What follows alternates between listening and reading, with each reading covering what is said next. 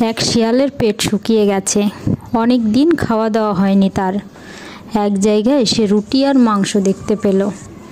খাবারগুলো এক গাছের কোঠরেই রাখা ছিল। হয়তো বা রাখালের ছেলেরা কেউ রেখে গেছে। শিয়াল সেখানে ঢুকে খাবারগুলো সব খেয়ে ফেলল।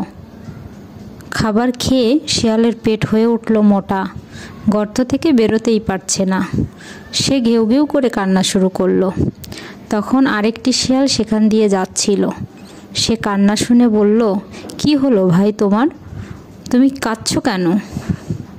প্রথম শিয়াল তার সমস্যার কথা খুলে বলল। দ্বিতীয় শিয়াল বলল, তুমি একটু অপেক্ষা করো। তোমার পেট আবার আগের মতো শুকনো হলে তখনই তুমি ওখান থেকে বের হতে পারবে। এই কথা বলে শিয়াল চলে গেল। এটা থেকে কি বুঝলেন? সবুরে মেওয়া ফলে। ধৈর্য ধরেন, নিশ্চয়ই সফলতা অবশ্যই একদিন আসবে, ইনশাআল্লাহ।